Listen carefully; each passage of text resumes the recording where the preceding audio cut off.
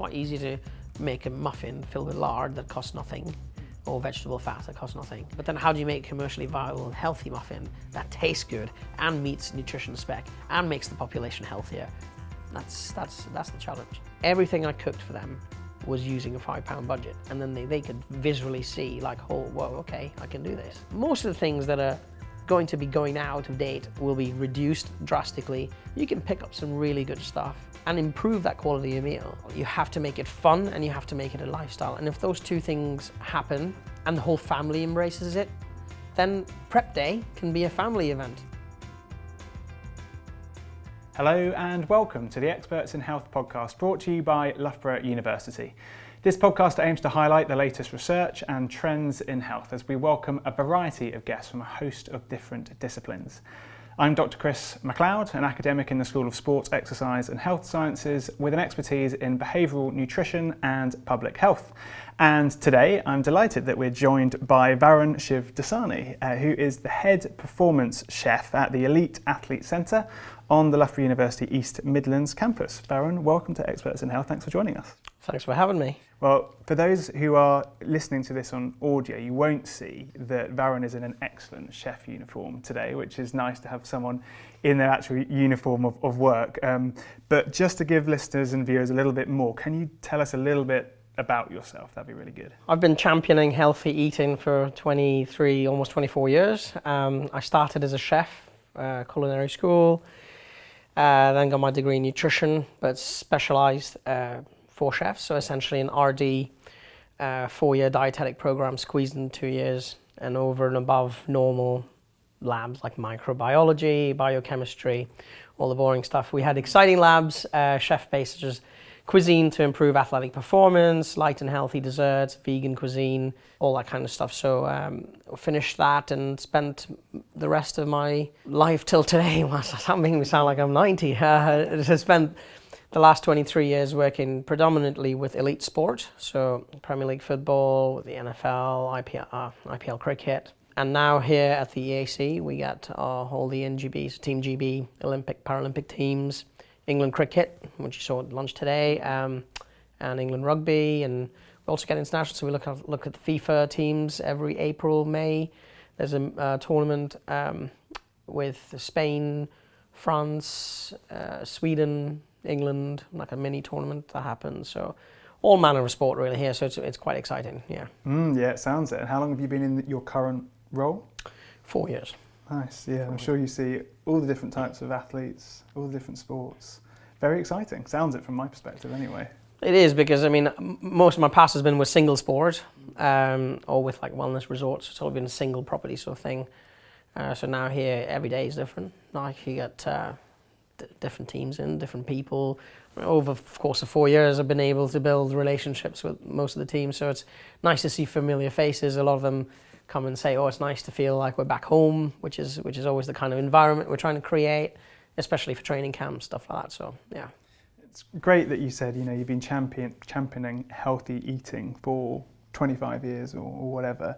But, before we get into that, the mix between healthy eating and elite sport, can you just give us like a brief opening statement, whet people's appetite to say why what we're going to talk about today is so important to you and, should be to our listeners and viewers? I mean, for a long time, and till today, people equate healthy eating with like eating shoe leather or something unappetizing. Today, hopefully, will change people's perspective. And of course, everyone's invited to come and have some food at the EAC. But hopefully today will change people's minds and at least get them to be a bit more receptive towards healthy eating and understand that healthy eating need not necessarily be boring and bland and shoe leather. Yeah, I like that way of conceptualizing it. So, I mean, you've said who comes here, the types of teams that you get, but in terms of your everyday work or every week work, what does a week look like for you as the head performance chef at the Elite Athlete Centre? I mean, well, it is in preparation. I mean, as soon as one Olympic cycle's over, the next one started. So it's all the camps have already been put into calendars. So it's literally, and between Tokyo and Paris next year, it's only been 3 years because of COVID. So we're getting camps through all the time. The only thing that changes is the kind of team that comes in, but every week we run off an 8-day menu, so we can't. It's really difficult to sit there and go over exactly what each team or each athlete's training loads are, what their program is. We can't physically ask that question. So we have a menu that goes out to the teams in advance, and they know on Monday, and so maybe or maybe not, if they choose to use that to structure their training program for their camp, then it's up to them. But that's just a small part of it. So at least they know what they're going to be getting. Send us in response to that any dietary requirements, saying, oh well, okay, that's great, there's fish on this, but none of our guys like fish, or that sort of thing. But every week is, in terms of production, is the same, but for me it changes. I mean, things like this, the podcast, we do a lot of education stuff, we do workshops with the teams. I mean, it's not like the Premier League, or where people have a lot of disposable income and they can hire chefs to take part of stress away from them. You're dealing with athletes who are probably on 25, 30 grand a year. So we do a lot of workshops to say, okay, this is how you can cook at home. And it helps your performance, and also, again, gives you tasty food. Yeah, definitely. And I'm interested, when you get, these elite athletes coming in, how much are you focused when you're putting together your menus in terms of the nutrient composition and everything? How much are you thinking about, we just want these athletes to deliver, whether it's on a pitch or on a track or wherever it is, it's just the performance that we're angled to, versus overall health of a diet and what they're eating? I mean, both are important. I mean, getting sufficient calories, of course, is going to help in terms of disease prevention, falling ill and missing out training days because you're ill. But in terms of performance, again, we hope, I mean, not all teams, depending on their budget, will have a nutritionist. Some will have a part-time nutritionist, some not a nutritionist at all. But we would hope part of their education at some point in their journey has been, okay, this is what a fueling plate looks like for you. This is what a recovery plate looks like for you. If you have a heavy training load day, this is how your plate should look. And then based on that, our menus are predominantly pure carbohydrate and pure protein options. So it makes it that much easier in terms of macronutrient distribution or modulation to visualize what their plate should look like, and then support their performance needs. Yeah, that's really interesting. And you said that you don't tailor to specific athletes, but which athletes have you had in that have asked for something particular and you've been able to somehow help them in really thinking about their health and overall, what they're eating when they're in and around your restaurant, I guess? Well, again, it's very athlete-centric. So some athletes who are intrinsically, interested in their performance will automatically ask the questions. I mean, we're an open kitchen, so it makes conversation quite easy. Yeah. So we had the NFL international player pathway in. Most of the athletes are literally on the doorstep of playing in the NFL. And there was a couple of wide receivers that I had engaged a lot of conversation with, and they said, well, what do you think I should do? This is what I just did. So there will be those conversations, but if you think, I mean, at that point, I only had like maybe 40 people in for dinner. So you're able to have that. If I've got 150, 200 athletes, you cannot possibly have that conversation. You would hope, I mean, if they've asked the question, it could be a quick thing. Okay, well, this is what I think your plate should look like. We serve them, and then, it's as simple as that. But having that tailor-made stuff in this sort of facility would be virtually impossible. What we do actually is, so when all our menus, there's a certain spec we adhere to. So I would say nothing should be over 5 grams of fat in a portion, and then we try and develop the recipes to that spec. We also analyze all our recipes on Nutritious. So recipes, that whole database is available for team nutritionists or S&C coaches to look at if they want to access that information. It is sometimes sent, so rugby will sometimes ask for that information, so the menu and the accompanying nutrition information is already sent to them. But yeah, it is still quite a cookie cutter approach. It's not as individual as you would like, because you're trying to improve a sprinter's time by 1/10 of a second. You're not, which needs that individualization. I just did a study on salt perception, the relationship between salt perception and sweat salt in excreted in elite boxers, and it defies anything that conventional studies done on amateur recreational athletes. So again, that tells you that at an elite level, individualization is necessary. Now, how much of that is being done by the team nutritionist? Does the team have enough of a budget to afford a nutritionist for the next Olympic cycle? I mean, it all depends on how they did in the previous Olympics. So it can be quite tricky. Yeah, I can see that as a difficulty with the role, as you said, the difficulty to actually really tailor it to each person from your end. What other difficulties do you find when you're doing your job? I mean, I've had for a good 20 years to a couple of decades, I had the luxury of, working at wellness resorts that were super luxury, like $15,000 a night type places. So where budget was never an issue. Premier League budget's never an issue. IPL, these are big finance places, and I could, if I wanted vanilla, I could fly it in from Madagascar, use fillet steak and curry. I mean, well, I'm not saying I did that, but it would be really bad merchandising. But the one big thing I have found here, which has been massive learning for me, obviously, is I am on a budget here. There is a food cost, and then how do you still make food exciting while trying to meet the budget? I will admit that I very rarely do I actually meet the budget target. Yeah. But it's hard to do when if you're catering to swimmers. I've got swimmers here who'll come and eat 4 chicken breasts and 3 pieces of fish, and just throw the budget out the water. But that's what their needs are. I mean, I've got a Belgian swimmer here who's going to Paris, and he's also a student at Loughborough.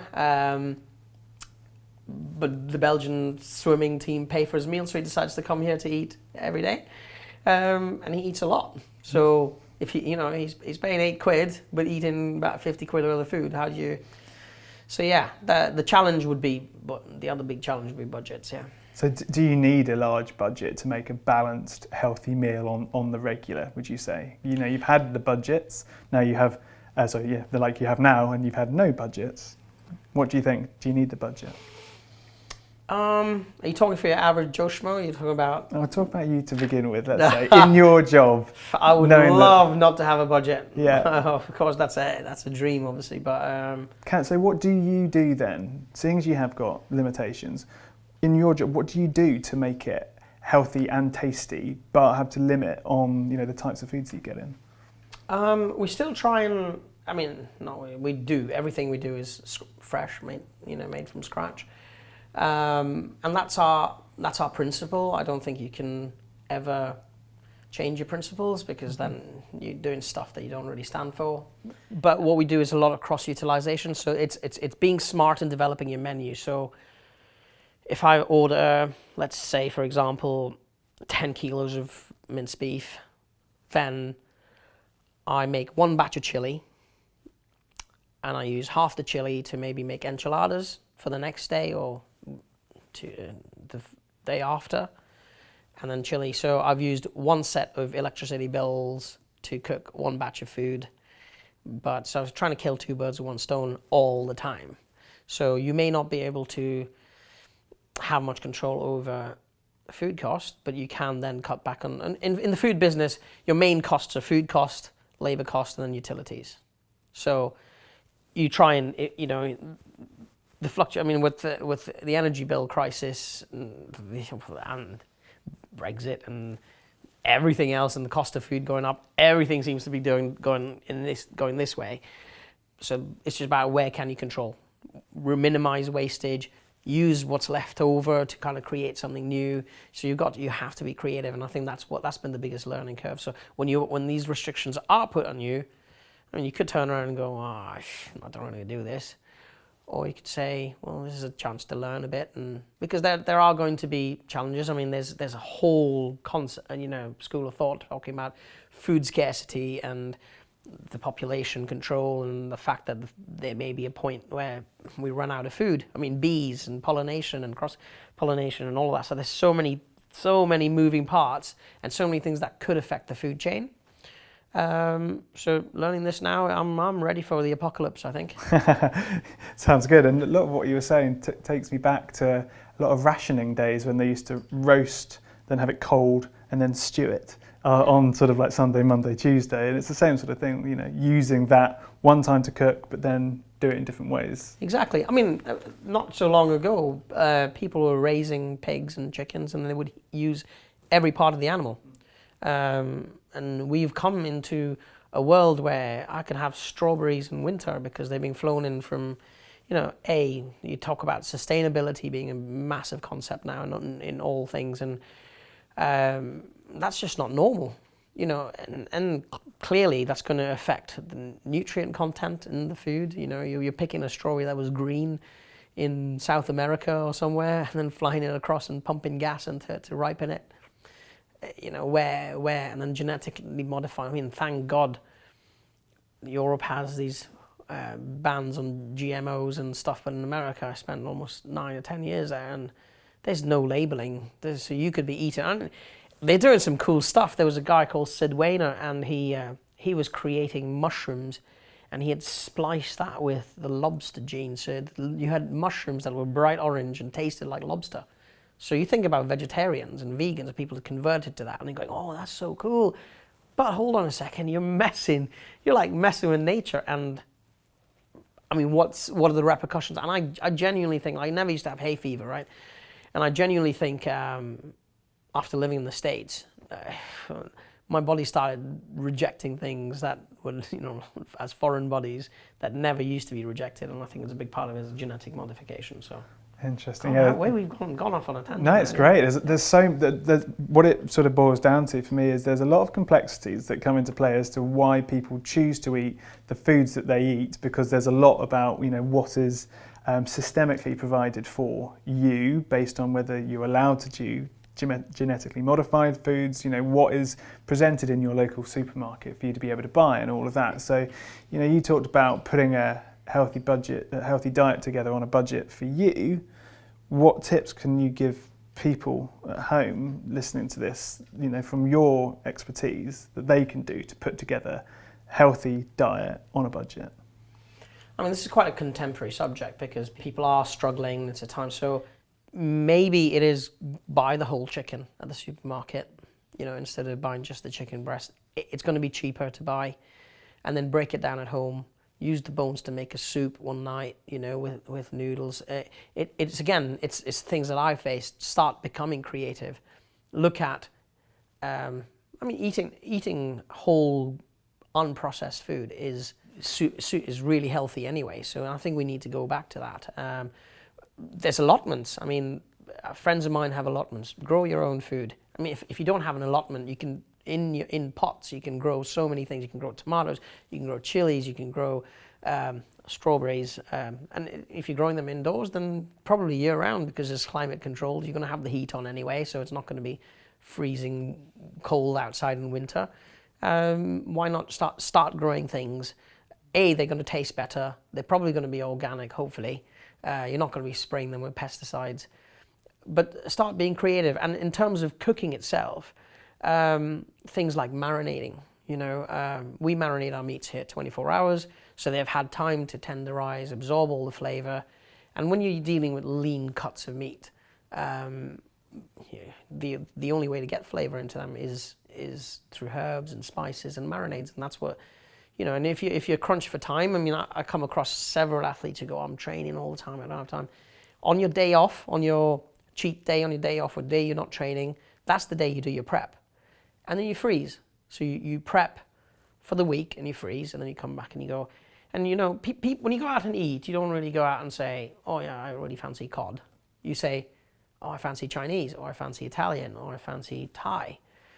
So make yourself marinades or dry rubs to put on meats that are in those flavors. So make a Thai marinade, make a southern Louisiana style barbecue rub that you can put on steak, and make all those rubs, and you can make them in big batches, big jars, and either freeze them if it's a marinade, or you can put it, because it's basically spice blends, put it on your shelf, it'll last months, and then just rub your meats, chuck them in the freezer or the fridge, and then your prep's done for the week, and then all you have to do is come back from work, stick it in the oven, do your whatever carb you want, and Bob's your uncle. Yeah, so I mean, I know it's the sort of thing I do.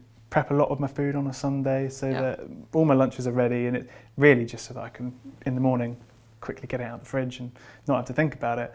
But I think we like to ask tougher questions on the podcast when we can, and I think that sort of goes into one where it might be possible to put together a healthy diet on a budget, but healthy eating is more than just what food you buy, it's how you make them.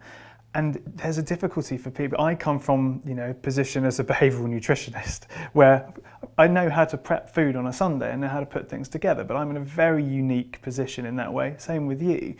But other people might not know how to make a marinade or make a dry rub, or put together something that can be roasted and then it can be boiled and it can be stewed and made into a soup. And it might not be normal in their culture either to think about that when chicken nuggets and chips are the option. So how do we get over those barriers to engaging people in a healthy diet? I mean, I think with the internet and like the food channel, I mean, cooking is becoming, well, not becoming, it is quite fashionable, and it's about, I remember when I worked with football once, instead of getting just the footballers, I'd get the whole family in, and we'd do cooking classes with the whole family, so then the whole family embraces it. And we did it so it became fun, and kids are fussy eaters, and if a lot of kids will try new things if they have actually participated in it, because they feel like, even if it's as simple as kneading the dough or chopping the chicken, or no sharp knives, or shredding the chicken. If they participate, and I actually learned this years and years ago. There's a school in London, and it's a school for autistic children, and there were lots of kids who were struggling. Some would only eat white food, some would only eat yellow food. And in speaking to the parents, they said, oh yeah, but when so-and-so, when their child helps make the toast, they'll eat the toast. And I said, oh, hold on a second, why don't we try that? So then we did cooking classes with the kids. I've had eggs thrown at me, I had it was fun, but there was actually, and at the end of that program, the cooking program actually won an award from the mayor of Lewisham. And at the end of that program, 90% of the children who were cooking their food there was one girl who would only eat yellow food, so she would only eat sweet corn, and it was crazy, and she was eating all kinds of food as long as she had participated in it. So yes, I hear what you're saying, but there are ways around it. You have to make it a lifestyle. You have to make it fun, and you have to make it a lifestyle. And if those two things happen, and the whole family embraces it, then prep day can be a family event. Save some money on soft play areas and say, come into the kitchen instead. Soft play with a bunch of dough, or you have to be creative. And it's not for everyone, but it helps with the amount of resources. Are you saying there's people who may not know how to make a marinade, but you put in marinade into Google, I can guarantee you'll have 5,000 hits on like marinade recipes, that resource is available, and even more so today. So dry rub, or for the small price of $99.99, you can subscribe to my YouTube. No, I'm just joking. No promos yet. I don't have a YouTube channel, but the resources are out there. I mean, you can, again, you talk about a budget. When I was at football, a lot of the academy players were living in digs, and I had to, the landlords, landladies got whatever it is, £600-700 per player per week, or I forget what it was. But I basically put it to them. I said, okay, how much are you spending? And the only meal they had to cater for was dinner. So I said to them, okay, how much are you spending on dinner? And some said £3, some said £7. So I said, okay, that gives us an average of £5.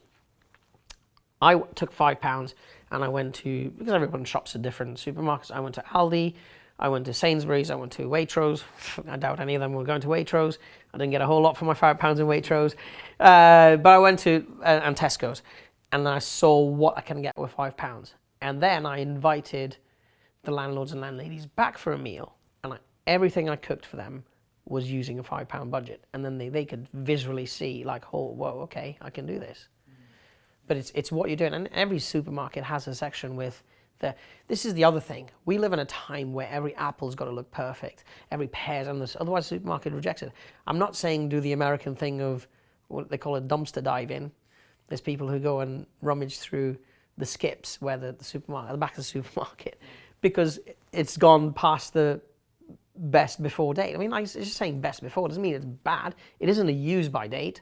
So go to the supermarket. Most of the things that are going to be going out of date will be reduced drastically. You can pick up some really good stuff and improve that quality of meal. Or, you know, just and you notice people, you go to the chicken and people go right. It's interesting going to the supermarket and watching people's habits, and they'll go all the way to the back to pick up the chicken with the longest date on it from the back, and then that's where they'll go, oh yeah, okay, that's got a good date on it, and put it in. Why? Just go to the section that says this is out of date tonight or tomorrow and has been reduced by 70%. Get that. It's forcing you to cook fresh, right? Which is supposedly going against everything we're saying about prepping. But if you are in a position to cook fresh, then those are the things you should be looking for. Because you could eat really, really well. You could probably spend, let's say, £5. You could probably get in the bargain section a 3-course meal. Yeah, I mean, it's a challenge. I challenge everyone to do that, I think. But one thing that you said about bringing, you know, the kids with you or starting this education young is really important, and just getting them to be involved with foods and, you know, hopefully foods like vegetables and fruits, and seeing how they're prepared, where they're grown from, all of those sorts of things is really important. Helps with sort of healthy eating behaviours all the way through the life. And that's sort of quite you can put at a population level, you can give that as a message to people to say, this is the broad overview of how healthy eating might be formed and what it looks like. But the opposite side of that we see now is, instead of it being population level, quite generic healthy information, we've got personalised nutrition where it can be unique for you, which almost goes against really generic advice, because it's not for everyone, it's for you, based on your body, your physiology. What are your thoughts about precision nutrition? I mean, I'm at this level, at elite level, I'm all for it. I mean, like, again, goes back to, if I'm trying to improve Adam Peaty's time by a 1/10 of a second, you need precision nutrition. You need to know exactly what's happening. You need to, because it's about those marginal gains, right? It's all those 1% that then add up.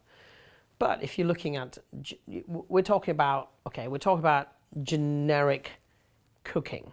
But in terms of personal, again, it's so accessible now to have personalized. And you know, people are spending hundreds on Botox and weekly. And I couldn't believe what, I mean, it's like, I have regular friends who are getting Botox at £200 a fortnight or something ridiculous. Why are you not spending that investing in your health? Proper health, not outwardly, you know, superficial health. Because £200 will get you a decent consultation with a decent nutritionist who will outline exactly what you need to reach. Again, but then that's goal setting, and I think that's a very small percentage of the population. If you're a single mum with 3 kids, working part-time, and you want to eat healthy, your agenda and your goal is not to look like an Olympic athlete. It's how can I get the best food in my kids, keep their tummies full, that sort of thing. So the first part of the conversation that we had earlier is probably about being creative, making those correct decisions in the supermarket, shopping intelligently, all of those things. Now, if that same mum is trying to compete in a bodybuilding or a figure competition, then, you know, she is going to need to have to. So any good nutritionist, it would be a one-time thing. Put them on that path, and then let them follow it, and that's it. You know. But I am all for precision nutrition at the elite athlete level, 100%. Conceptually, and then just practically, it's difficult to to do at the moment for you? You know, if you could do it, it'd be great, but right now, tough to do. Yeah, with the sheer number of athletes that come through, and again, it was one of my interview questions. I mean, before I got this job, and we got all kinds of athletes. How would you? And my simple thing was, we just keep everything. It's KISS, isn't it? Keep it simple, stupid, right? So keep it simple. Everything is either pure carb or pure protein, and the athlete should be educated. I mean, if I'm an athlete and I want to win gold at the Olympics, I am going to want to improve my education anyway.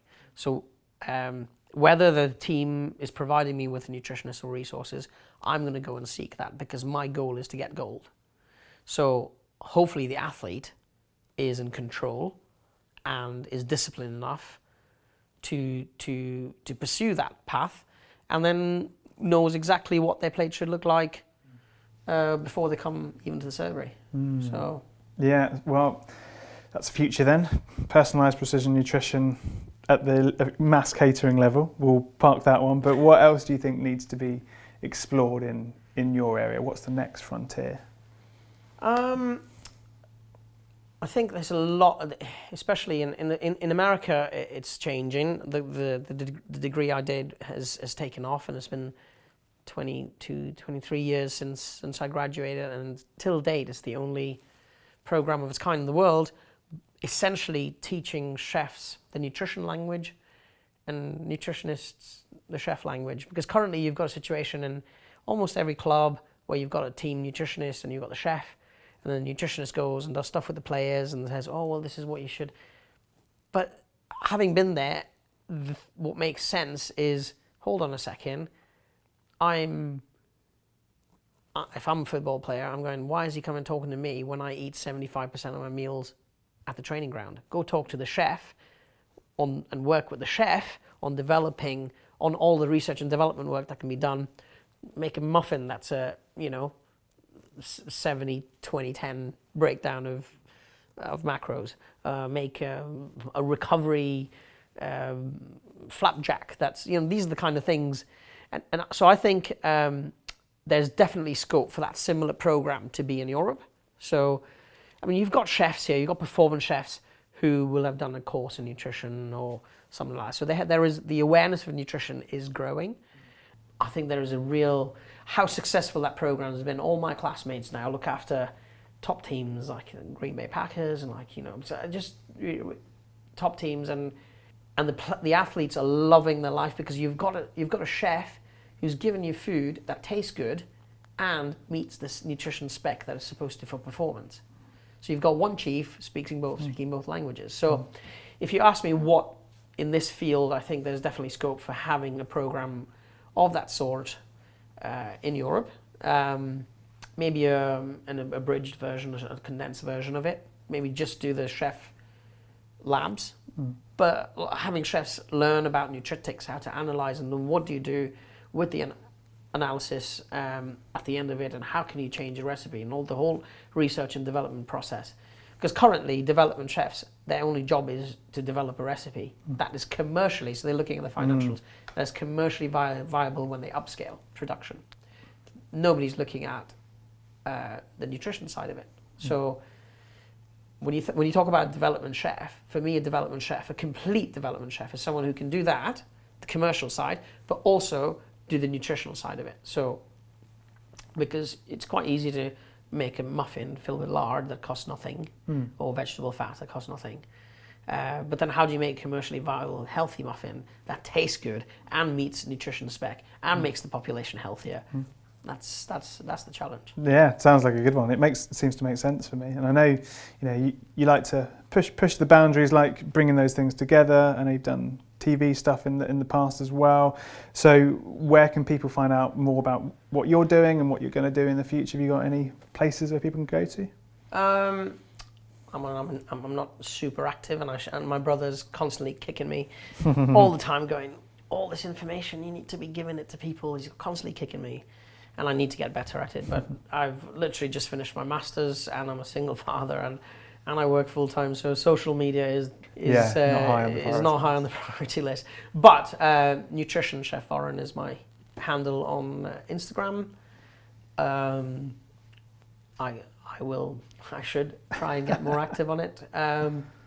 People can contact you at there though. Yes. Yeah, which Yes. is helpful. And the standard sort of outro we like to do is, if you could sell your area of expertise or interest to the next generation of curious minds, what would you say to entice them towards what you do and what you've done? Be passionate. I think. I mean, this is something that pretty much anybody who enjoys what they do will say, I suppose, is be passionate, because food is not a lucrative industry. You have to be passionate about it, because of how many people are graduating from culinary school, or I guess NVQs here or whatever, and how many nutritionists are being churned out, or almost nutritionists are being churned out. You have to find a niche market. So find one thing, specialize in it, and just be passionate about it. And because if you're not having fun doing it, then you're not going to be successful doing it. You're going to hate what you're doing, and you're going to give up. And I mean, when I started my masters, that's pretty much what a couple of the lecturers said to me: is at least 20% of your classmates will drop out because this is not exactly what they want to do. They've just chosen to do it, sort of thing. So, I mean, passion is, there's no replacement for it. Regardless of industry, you have to love what you're doing. Which you seem to enjoy what you're doing. Yeah, I love what I do. Nice. Yeah. Well, it's been wonderful to have you on the show. Thanks so much for coming on. No, thank you. It's been really interesting, and thank you very much for tuning in. If you've liked today's episode, feel free to like or subscribe to the podcast, and you can also check out our other podcast, Experts in Sport, and you can find a link to that in the show notes. So that just leaves me to say thank you very much again for tuning in, and we look forward to welcoming you back to another health-related podcast in a future episode. Bye-bye for now.